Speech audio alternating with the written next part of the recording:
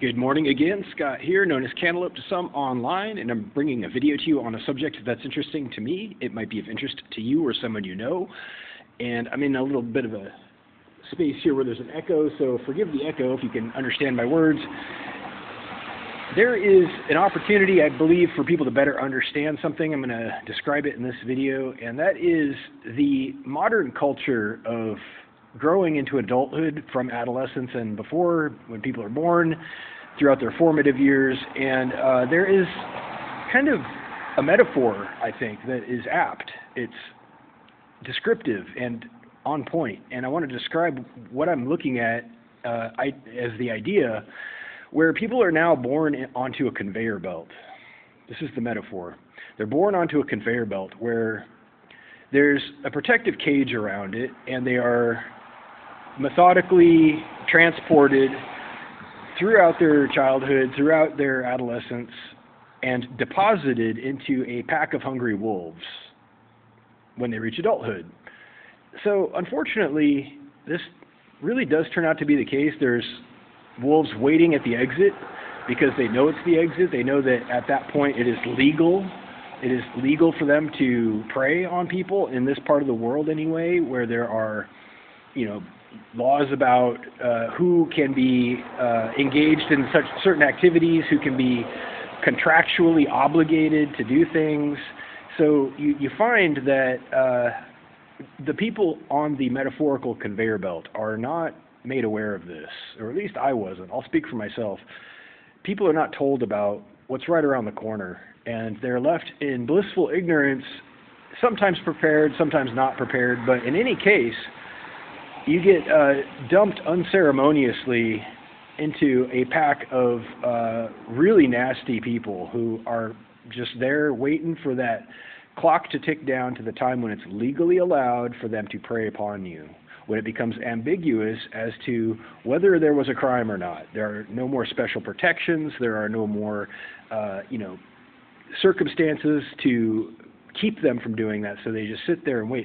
And I want to analyze this system. If you know what I'm talking about, I want to analyze the motivation mainly for these people to sit there at the exit where people are deposited into adulthood from this conveyor belt with the protective cage over it.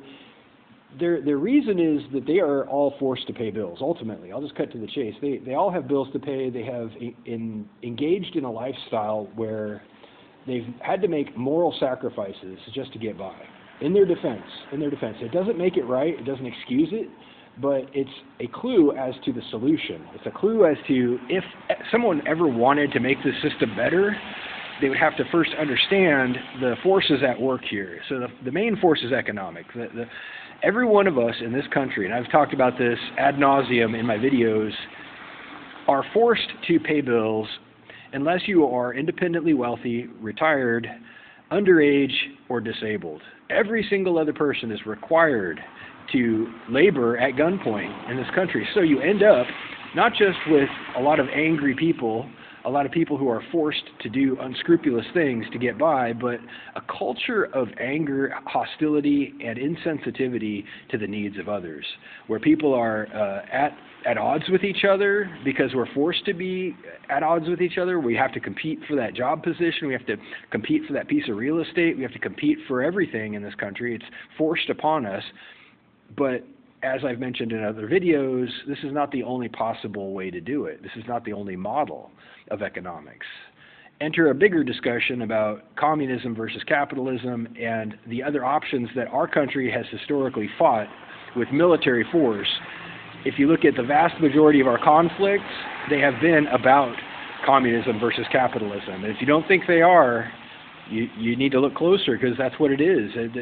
The Vietnam conflict that took thousands and thousands of young lives from our country was about the America fighting the North Vietnamese, right? And the North Vietnamese were communist backed by the French financiers, and it was very much a capitalism versus communism situation, but people weren't told about this. So anyway, back to the subject of people growing up in this country where they are perfunctorily dropped into a pack of hungry wolves who are just waiting for the clock to tick down until at which time it becomes ambiguous or patently legal to prey upon them. And they do this because they have to. There's no other choice. I mean, yes, most of it is economic, like I said, but also because having a hard, age of 18, for example, for women to suddenly be expected to have wherewithal, expected to be able to consent and defend themselves, and it makes that the exit point. It makes it a very clear, hard line where wolves can gather. We're basically saying by having this hard age, here's the point where you can prey upon people. We're saying wait right here at the exit. As soon as they turn 18, all bets are off. All the predators can just sit right here and wait because you know exactly where they're coming out. Age 18, we're just going to wait for it. Unfortunately, it doesn't work out so well for a lot of people. They, become damaged, they become traumatized, they become objectified, they become victims of substance abuse or abusive relationships. And all of these problems that you assume that most people, I won't be insulting, I'll try not to be insulting, most people assume that these are unavoidable. They assume that these are just parts of life, it's as good as it gets because that's what our administrators are telling us. They're saying it could be worse. Every time you complain, they say, hey, it could be worse, right? It's as good as it gets. This is part of life. Life's not fair. I'm tired of hearing it, and frankly, it's just not true, okay? I would have to try really hard to come up with a worse system for the people. This system serves the wolves and the administrators pretty much exclusively, and it just happens that we have so many people that you don't notice the ones slipping through the cracks. They are just fallen off the cliff en masse, and nobody can really do anything or notice it because there just happens to be a lot of people. So, in conclusion, I'm already at 7 minutes. Instead of having a protective conveyor belt where everybody is just dropped into a pack of wolves who know on that magic day it is their gift, why not, expect people to behave themselves. Expect people to use a little bit of judgment or else. Expect people to not actually know exactly where the exit is in terms of time, in terms of legality, but to have to, figure it out a little bit, or else they might end up in the hot seat, or else they might end up having to answer for their actions.